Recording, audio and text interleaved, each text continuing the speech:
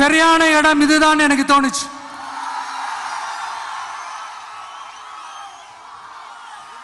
என்ன உங்க வீட்டில் இருக்கிற ஒரு மகனா என்னோட கள அரசியல் பயணம்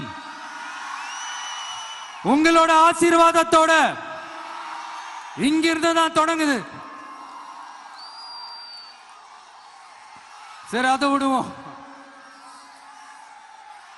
நம்மளுடைய முதல் மாநில மாநாட்டில் நம்ம கட்சியினுடைய கொள்கையை பத்திலாம் தான் எடுத்து சொன்னேன். அதுல ஒண்ணுதான் இயற்கை வள பாதுகாப்பு. சூழலியல் மற்றும் காலநிலை நெருக்கடியை எதிர்கொள்ளக்கூடிய இயற்கைக்கு ஊறு விளைவிக்காத பகுதிசார் மாநில வளர்ச்சி பரவலாக்கம். இதான் நாம் அறிவிச்ச அந்த கொள்கை.